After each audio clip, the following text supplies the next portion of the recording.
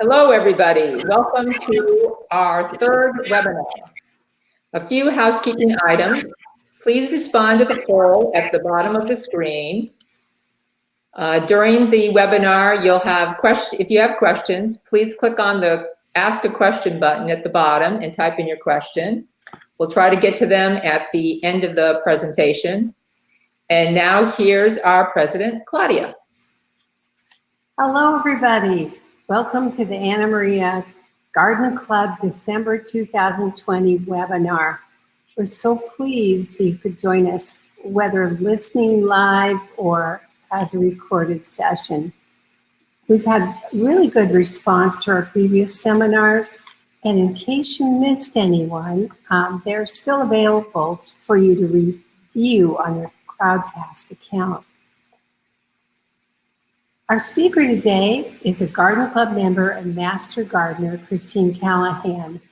Christine's talk is From Waste to Resource, Composting and Reducing Wasted Food. Christine has been a master gardener as well as a composter for 15 years. She's passionate about improving the health of our environment. 4 years ago, she became a board member of the Manatee and Sarasota County Sunshine Community Compost Organization. She recently retired as a software developer for the city of Longboat Key, and her professional skills are much appreciated in developing our natural plant website as well as putting on this seminar today. For those of you who might want to take this socially distanced year to develop new skills, Christine tells us that the Master Gardener program is now conducted online. I would also like you to consider joining the Florida Native Plant Society because there's such a wealth of seminars and information available to you there. It's very low cost. So with that, I'd like to present Christine, and she'll give her presentation. Thanks, Claudia. I must say I do miss our monthly in-person meetings, and I look forward to seeing everyone sometime in the new year. I'm happy to share information today about turning waste into a resource. I've been a part of Sunshine Community Compost Organization since it incorporated on Earth Day 4 years ago. My intention in going with this organization was to cultivate a greater awareness in the community of the benefits of composting. The mission of Sunshine Community Compost is to strengthen community connections and give back through programs that increase local composting, resource recovery, and zero waste efforts. We have diverted over 45,000 pounds of food scraps from local landfills. In this presentation, I'd like to cover the following: the what and why of composting, some composting basics, getting started, troubleshooting and myths, how to use that compost, and food waste. So let's get started. What is composting? It's the aerobic decomposition of organic materials by microorganisms. Simply put, it's the way nature recycles. We can speed the process by creating ideal conditions for the microbes to thrive, which include adequate airflow, sufficient moisture, and the right recipe or food. And done correctly, compost is a dark, crumbly, earthy smelling material produced by the natural decomposition of these organic materials, your garden waste or your food scraps. When these are added to soil, the compost improves its biological, chemical, and physical characteristics, making that soil a better home for your plants and the beneficial soil organisms. So why should you compost? Well, There are many benefits to you. First of all, your waste will become a resource. That resource, the compost, will save you money. You'll use less fertilizers. I rarely place fertilizers other than in my vegetable earth boxes. I use my compost to improve my soil. Also, by taking your food scraps and putting it into a compost, you're going to reduce what goes into the landfill. When you put that compost in the soil, it improves the soil life, its diversity, and plant immunity, so your plants will do better. It also increases the long-term soil structure, and it adds texture and air spaces to the soil. Therefore, the soil can retain water, which reduces your stormwater runoff. Are you aware that 30% of the US food supply is wasted each year? I don't consider food trash. I take it and I put it in my compost bin. There is more to consider when discussing food waste. It might surprise you to learn that 21% of all fresh water is used for food that isn't consumed. 19% of fertilizers, 18% of the cropland, and 21% of what's in the landfill. There are real financial consequences. Americans spend over $200 billion growing, transporting, and disposing of food that is never eaten. That's 52 million tons of food sent to landfills annually. Plus, there's another 10 million tons that's discarded or left unharvested on farms. Our landfill, 1,000 tons per day is added to the landfill. That's between 5 to 20% of it as food scraps.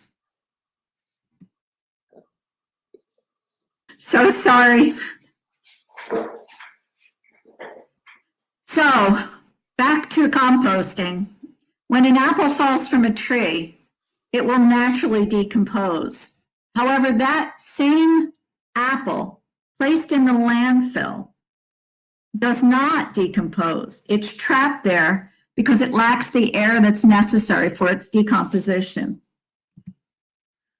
So let's get down to the basics. How does composting work? Compost requires you to have browns, that's your carbons, greens, your nitrogen, air, moisture, the water, and the heroes are the microbes. They do all the hard work. Browns are considered your dried leaves, your sawdust, pine needles. You can shred cardboard or paper, egg cartons, even pizza boxes. And if you happen to have cotton material that you're washing and drying, even the lint in your dryer is considered a carbon. The greens are all of your fruits and vegetables scraps, your trimmings off of the grass, coffee grounds, things like tea bags or tea leaves, even certain manure like bunny droppings, and your plants from the garden. You're also going to need air because aeration is an important factor for the microbes. The moisture in a pile should be that matches that what a wrung out sponge would be. It's really important that you have a proper ratio of your carbons to your nitrogen. It's about 2 to 2.5 of the browns to 1 green for volume. And of course the microbes, which will show up. Soil is alive. Just take one single teaspoon of cured compost and you will find 6 billion microbial life forms in it. It's amazing. The problem that we're having is we're losing soil all the time. It's being depleted. And it's said that 1 soccer field of soil is eroded every 5 seconds globally. So let's get started with the actual methods. As you can see, That's an image of me filling up my earth machine, turning my soil. A Sunshine Community Compost, we do community compost in Sarasota County and Manatee County. We use earth machines at city parks in Sarasota County. We have 3 parks there. And in Manatee County, at the Square Garden, we have a park. We also did a program at the community center on Anna Maria Island for community composting. The lower right-hand image is that of our composting at Visible Man Academy. We've done programs there and at Anna Maria Elementary School. There's also industrial scale composting, worm composting, and bokashi, which is more of a fermenting. It's a Japanese style. So the first thing that you need to decide when composting is what type you're going to do, including what kind of bin. Now, the image you saw of me was with an earth machine. That's in the upper right-hand corner. You can also worm compost. You can have an open compost bin or a rotating one, or you can even build one out of pallets. We also need a container of some sort for your browns because you're going to want to keep those handy by your compost bin. Food scraps are not trash until you put them in the garbage. Those fruits and vegetables that get thrown away are anything but trash. They really are treasures. When composted, they nourish the soil. So instead, I'd like you to consider composting your fruit and vegetable food scraps. We always add a sticker to remind everyone in our program about what you should put in the compost bin, but most importantly, what you should keep out. You'll notice that in the keep out, we don't want any meats. We don't want any dairy, fats, oil, grease. You don't want to put any kind of plastics in there. However, what we do want to encourage you to do is put in crushed eggshells. You can put your paper towels, your napkins, even the toilet paper rolls, your coffee grinds, your tea, and of course, fruits and veggie scraps. In addition, you should remember that infected plants, diseased plants, really shouldn't be put in the compost pile. Also, things like ivy or plants that spread via rhizomes. No pet waste, no dairy, no meat. So, what are the steps to composting? First, you want to collect your scraps. That image is of a school program that we have where the children are collecting scraps. Then you deposit those into your compost bin. Pictured there is an earth machine. You'll want to cover those with your carbons, your browns. And then 3 to 6 months later, you'll receive compost. Finished compost will appear dark brown and crumbly. The materials that you put in shouldn't be recognizable with the exception of a few wood chips or sticks. The smell should be earthy, and the internal temperature will pretty much match what's outside. So, the myths and misconceptions about this. First of all, only gardeners can compost is a fallacy. Anyone can compost. If you have food scraps, you have a reason to compost. The fact that compost smells bad, not if it's being done right. It probably lacks aeration if it's smelling bad or doesn't have enough browns in there.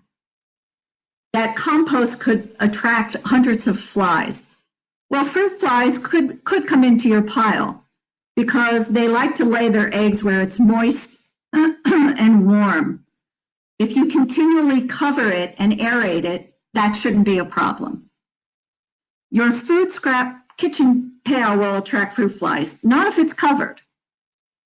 Compost takes forever to break down, not if the temperatures are good enough for it and if you're aerating it. All those things will make the compost break down faster. The fact that it might attract critters. Again, I use an earth machine with a cover, and I've had no problems in the 15 years I've been composting.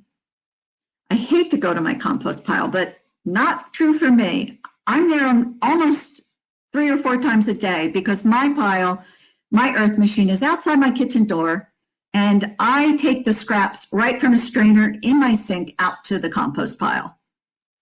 My compost pile needs to be in the sun to heat up. That's not true. It can even reach temperatures if properly maintained in a shaded area. As a matter of fact, when it's in a direct sun, it tends to dry out faster, which means you'll have to put more frequently water it. So how would you use this compost? It is a fabulous soil amendment. I use it as a seedling mix and to have much better germination with my seedlings. You can mix it in as a part for your potting soil and your whether you put that in a container. You can use it as a mulch. And when you're putting it near your trees, you should do that at the drip line. And lastly, how about some compost tea, where you soak the compost in water and then you use that water to feed and water your plants. At Sunshine Community Compost, we look first to give food to people, not the compost pile. So we look for ways to reduce food waste. It's a problem we can solve. We can transform leftovers into a new dish using ingredients like overripe fruit or freezer burned fruit in a cobbler, for instance, rather than treating it as waste. We prefer to turn the discarded food scraps into the compost pile, which then creates a resource.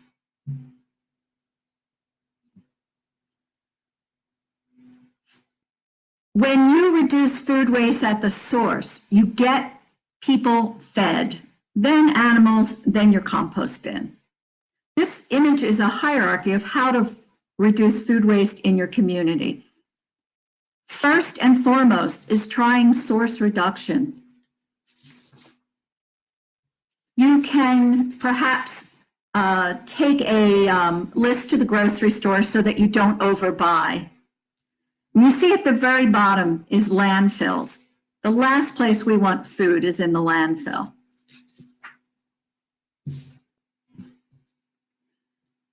Globally, 1/3 of the food produced for humans is lost or wasted. 1.3 billion tons of fruits, vegetables, meat, dairy, seafood, and grains. These never leave the farm, get lost or spoiled during distribution, or are thrown away in hotels, grocery stores, restaurants, schools, and even home kitchens. It could be nearly enough calories to feed every undernourished person on the planet. 1 in 7 people in Florida struggle with hunger. 1 in 5 children. Over 30 million tons of food is wasted each year.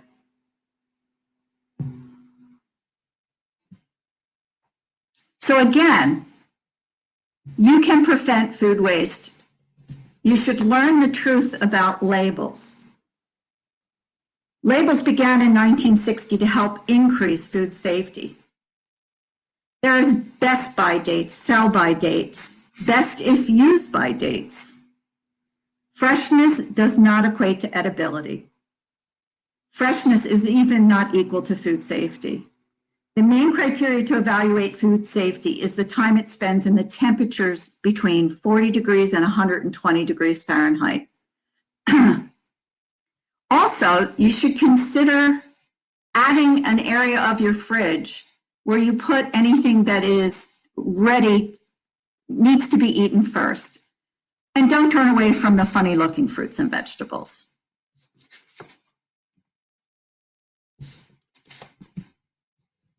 There are also programs out there to help. In Sarasota County, volunteers glean from October through May at Jessica's Organic Farm. The produce they gather is donated to All Foods Bank. There's food sharing apps. In school, we noticed that there are share tables. There are also people who recover and prepare that edible food. So, food waste can be prevented. Thank you. The Sunshine Community Compost website has lots of resources. My contact information, as well as on the screen, is also in our directory. I'd be happy to answer any questions or help you get started with composting. The Kiss the Ground movie is available on Netflix, and I encourage you to watch it. Thank you. Thank you very much, Christine. That was great. Now we have about 7 questions out there, so I'd like to give you a chance to answer them. Sure. Where can you buy composting bins? How much do they cost?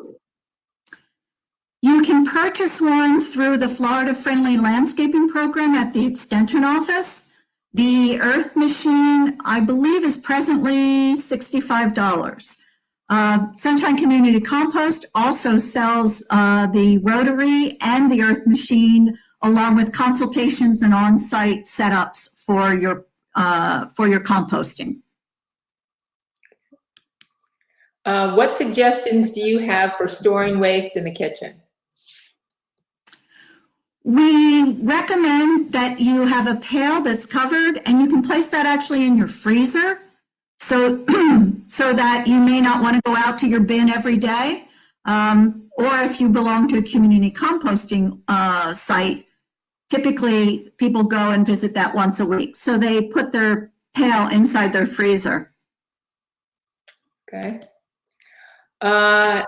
Explain the difference between the types of composters available through your organization or the Extension Service. A Earth Machine sits on the ground, and you will need to turn that pile manually with a pitchfork.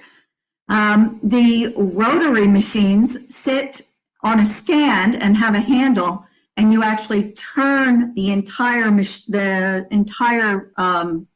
compost bin. Those are the two different types. If you build your own one out of pallets, that's a large bin, a 3x3 bin, and you would need to turn that with a pitchfork as well. And I can jump in here too. I made my own compost. It's similar to like your Earth Machine. It was basically a big brown trash can. I drilled holes in the top, along the sides and in the bottom, and just had a cover that I could put over it so animals couldn't get inside. And I would actually just sort of I would dump it to the side and roll it back and forth to mix up the compost as it was going.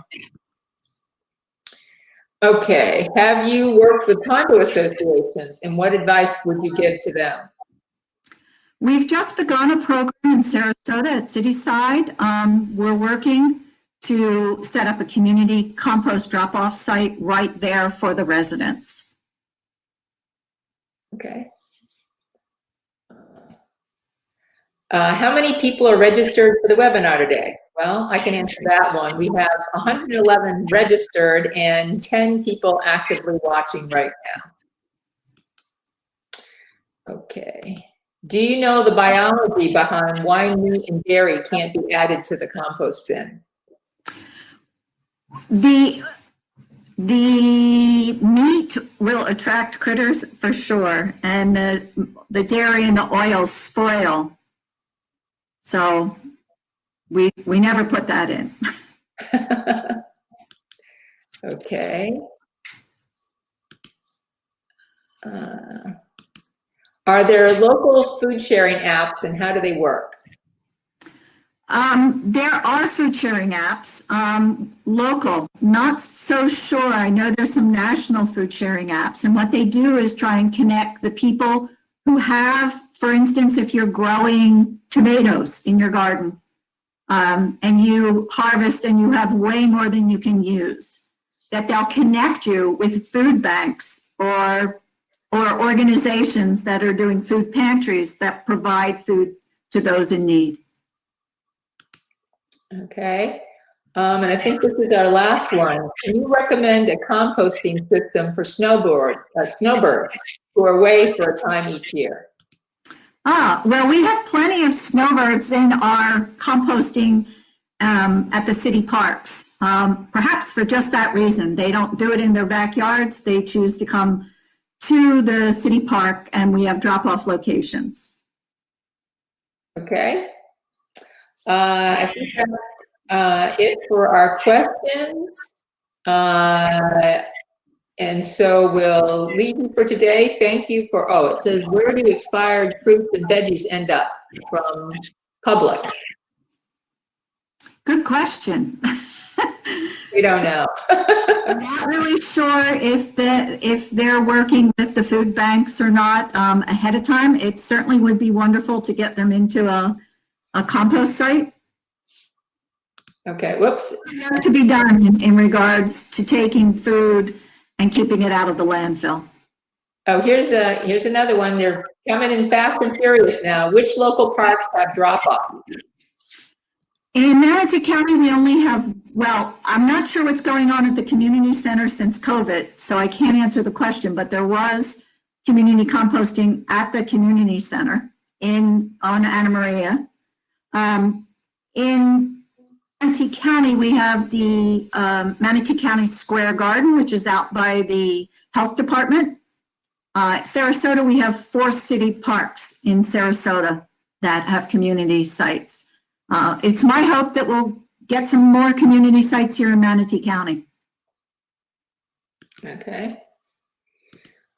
Okay, folks, I think that's it for today. We thank you very much. I thank you for hanging in there with our little technical problems. Sorry. Our next webinar, it's okay. Our next webinar will be January 20th. See you all then.